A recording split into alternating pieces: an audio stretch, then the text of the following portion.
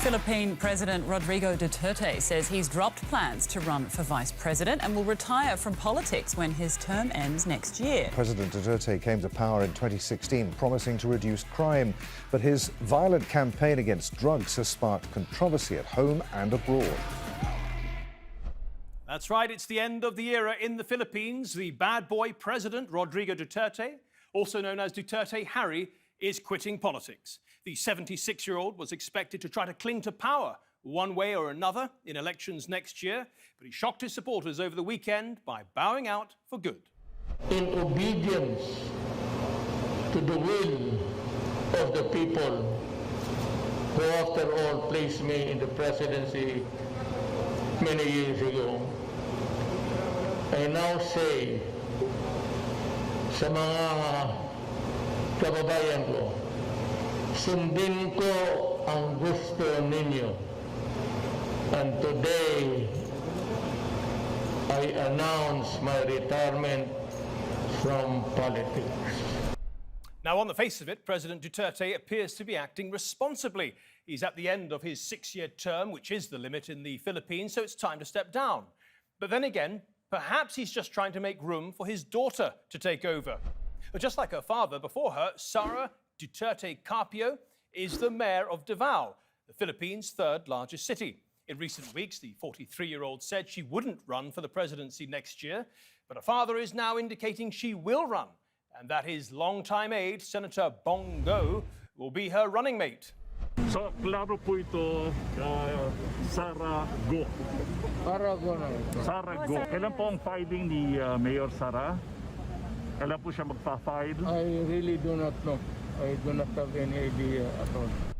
Well, if Sara Duterte-Carpio does run, she'll be in the ring with Manny Pacquiao, one of the most awesome fighters of all time and the pride of the Philippines. Pacquiao, sometimes known as Pac-Man, retired from boxing last month to focus on his bid for the presidency. In an emotional 14-minute video, he explained his decision. I just heard the final bell. It is difficult for me to accept that my time as a boxer is over. Today, I am announcing my retirement. I never thought that this day would come. As I hang up my boxing gloves, I would like to thank the whole world, especially the Filipino people, for supporting Manny Pacquiao. Of course, the 42-year-old fighter is not new to politics. He's already been a senator and has been very critical of President Duterte, who used to be allies with him, accusing him of making corruption worse in the Philippines. We need progress. We need to win against poverty. We need government to serve our people with integrity, compassion, and transparency. And of course, Pacquiao is not the only critic of the president. All sorts of human rights groups, journalists, world leaders even, have criticized him, especially over his brutal war on drugs. And yet, as you're about to see, Duterte, well, he didn't seem to care a bit.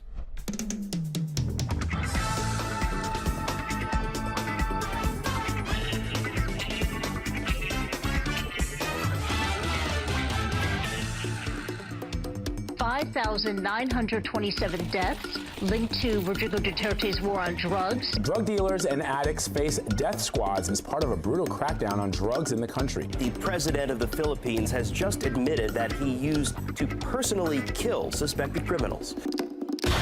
Parang sa pelikula lang yan ni Batman, kung saan pinatawag ni Joker lahat ng masasamang loob sa Gotham City upang maghasik ng kadiliman. In the Philippines, it is really an eye for an eye, a tooth for a tooth.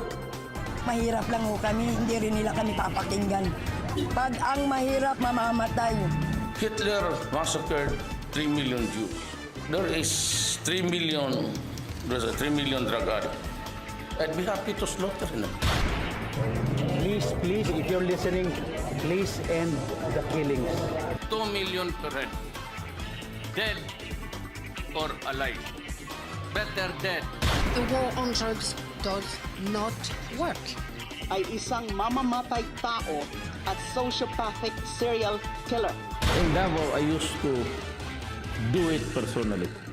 just to show to the guys that if I can do it, why can't you? You cannot kill addicts and declare the problem solved. I will continue, and I don't give a about anybody serving my behavior. This wave of extrajudicial killings may amount to crimes against humanity. Badly thought out, ill-conceived drug policies foster a regime of impunity. Do not destroy my country because I will kill you.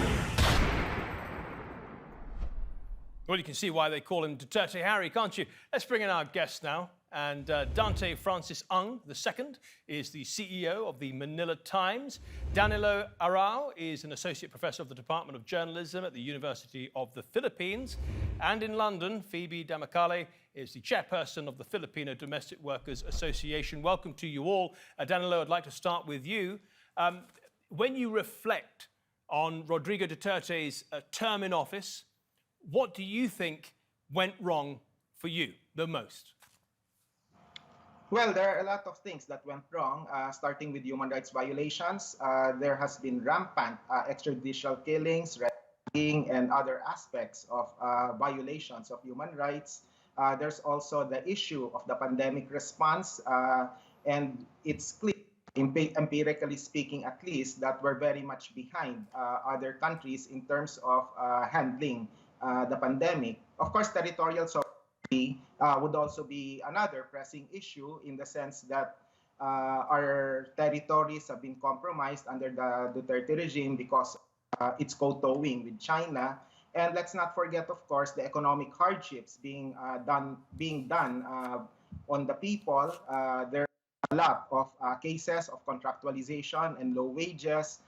So overall, there's economic plunder as a result of corruption. So Matthew, several layers of the problems besetting the Philippines right now. I'm sorry if lack of time prevents us from discussing them in detail, but these are the main source of the failings of the current administration. Let me put that over to Dante now from the Manila Times.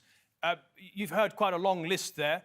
Human rights violations, plundering the economy, giving up sovereignty, and a woeful response to the pandemic.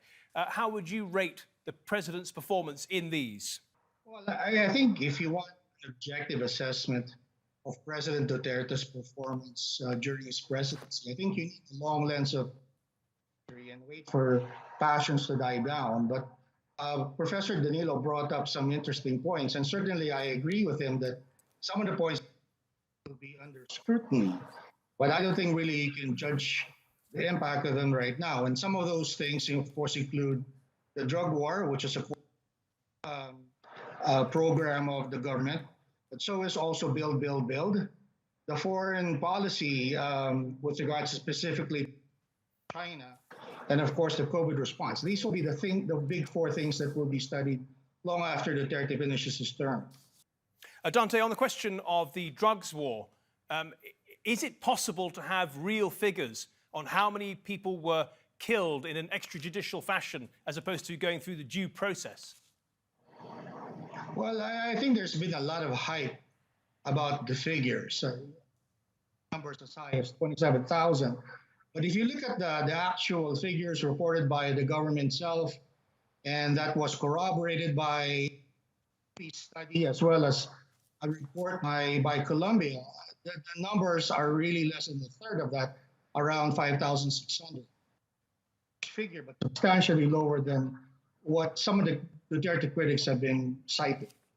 Danilo, the numbers have been exaggerated?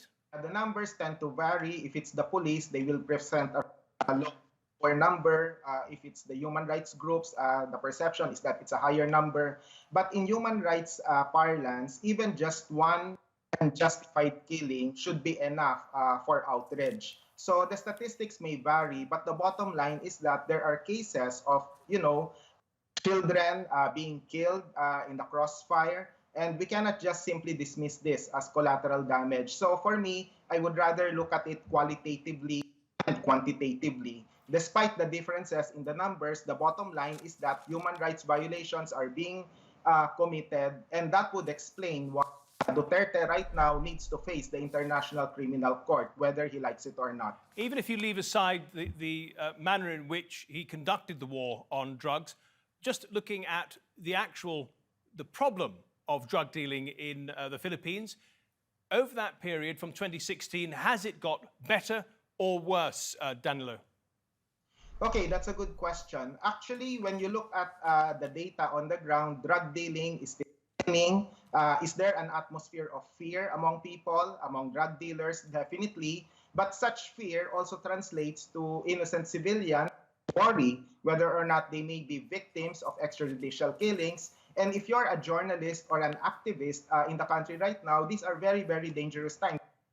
So that would explain why the war on drugs and the human rights violations that go with it would redound as well to the ordinary lives of people. Right now, people are afraid to speak because anecdotal evidence would show that even just simply posting on social media your criticism in the crosshairs of certain government agencies. Some overseas Filipino workers are being threatened to be deported. No matter how anecdotal this may be, this sends a chilling effect on people. And don't get me started with ABS-CBN, the largest network in the country. So it was shut down last year because of its continued criticism against the administration, that it incurred the ire of the powers that be, particularly the president. Dante, simply, is the drug problem better or worse than when President Duterte came to power? Well, I think President Duterte himself said that, he couldn't solve the problem, despite the fact that he promised to do so within a few months of taking office. So I think you have the president himself saying that the drug war is far from over. Sure, but the question was, is it better, the situation, or worse than when he came to power in 2016? I think you can feel a sense on the streets that things are a lot better. See large raids in the news that suggest to you that the problem is still there. Phoebe, I know you keep in touch with family and friends back in the Philippines. What do they tell you? Well, my family and friends told me that it's not getting better because his way of dealing with the drug problem is simply a criminal problem or violation of anti-drug law, which is, we know, drug problems rooted from mental health issue or violence victimization or psychological issues. So the president is not dealing it properly. So he should resolve it, take out the roots, the drug lord. It's not the drug pushers or the drug users that's the problem. So resolve the economic problem of the people. On the economy, which is important for overseas workers because they need to have, if they don't want to work and live abroad in harsh conditions, often in the Gulf, they need to have an alternative back at home. What has the economy been like since 2016 to now? Is it better for particularly Filipino women, or is it worse? Well, I think it's becoming worse. People are still going abroad, even if they face the risk of being exploited and abused in the other country, especially in the Gulf. So there's no changes at all. The government is not creating jobs for the Philippine people. So that's why we are forced to leave our family behind. Danilo, economy better or worse? It's getting worse, actually. Aside from labor migration, we are forced to deal with contractualization, low wages, high cost of living. When you look at how ordinary people are, trying to make ends meet right now, it's getting worse. Of course, it's getting better for the money. So that's all we can say to it. Dante, what do the official figures say, and can we trust them? Well, I think the official figures are pretty reliable. I think before the pandemic, it's getting better, but the Philippines took a big hit. The economy contracted 9.5% after the pandemic, and quite frankly, has been slow. Right. Well, that wasn't so far out of line what was happening around the world, really. In terms of sovereignty, Danilo mentioned that he was quite worried and upset that the Philippines under Duterte has given away sovereignty to China and even to the United States. Can you see his point there? Actually, I cannot, because I think people keep on harping on China. Don't mention that these disputed territories are also claimed by Vietnam, by Taiwan, by Malaysia, and so a line that is really I think, showing of their political bias. Okay, let's look ahead to the election in May next year and Duterte's possible replacement. According to a recent poll, these are the top 5 candidates. In 5th place, we have Grace Poe, a senator. And 4th, we have Manny Pacquiao, the former professional boxer.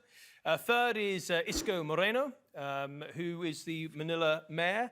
2nd, Bong Marcos, the son of the ex-dictator Ferdinand Marcos. And the front runner is Sara Duterte. What are your predictions for next year's election, Dante?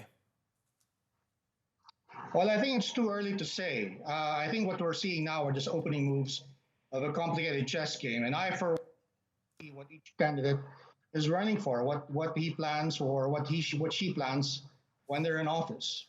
Danilo, your predictions for May 2022? Well, it's hard to say. As Dante said, at least we agree on that because we cannot say for certain that the survey results now reflect the realities in May. But all we can say is that through the years, the rich and powerful have lorded over the elections. So there's such a thing as an of the incumbent. So they have a lot of advantage in the election season right now. Yeah, and Phoebe, your predictions? Well, yeah, as both of them said, that it's very hard to predict at the moment. But we hope that the good person and someone who will serve the people. I mean, a lot of people around the world recognize Manny Pacquiao and would instinctively expect him to be incredibly popular. He's also very rich, he's got the money, and he has such a high profile. What do you think are his chances there, Danilo?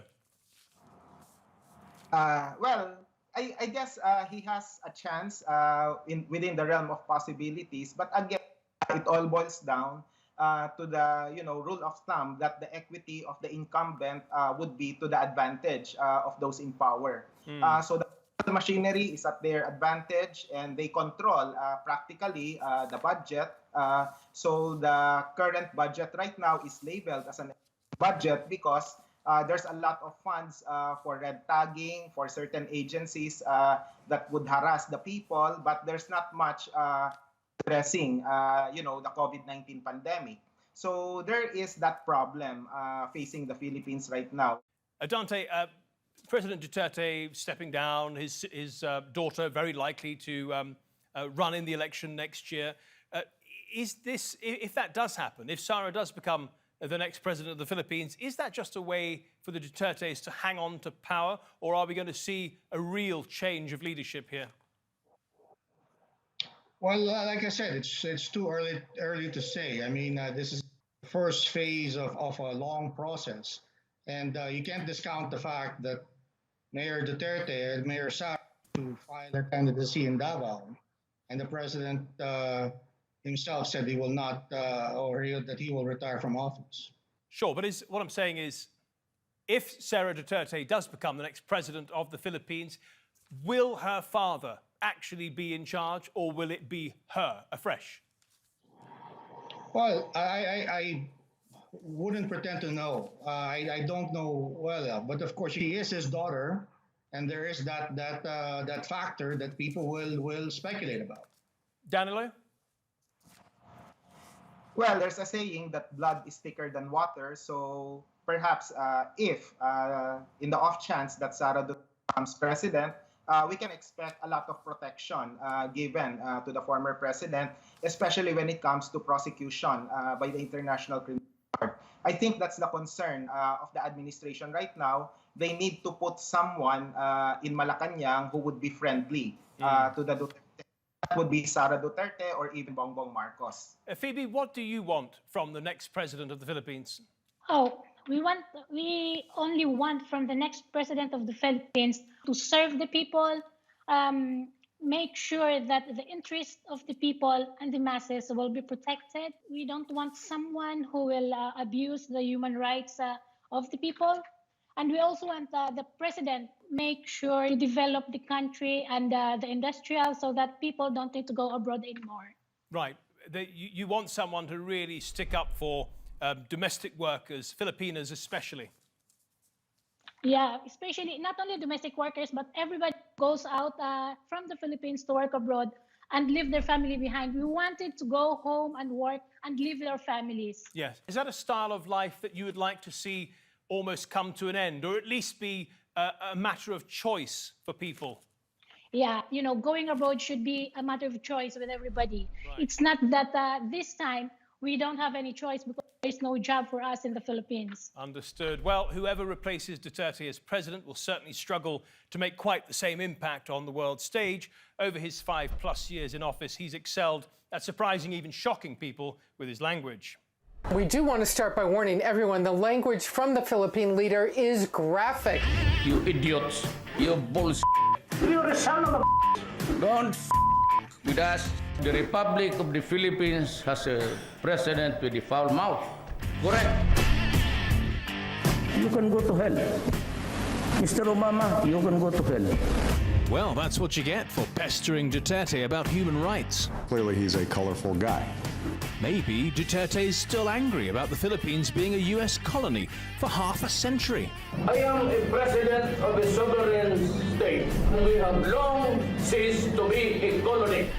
As for the United Nations? The United Nations, if you can say one bad thing about me, I can give you 10. Repercussions, I don't give a When you bomb Syria and Iraq, anybody in that stupid body complaining about.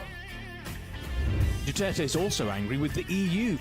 Why are you trying to impose on us? Why don't you mind your own business? Why do you have to, with us, goddammit? Why am I saying this, the height of vulgarity? You started it. Back to our panel now. Danilo, were you ever embarrassed by your president when he was swearing in public?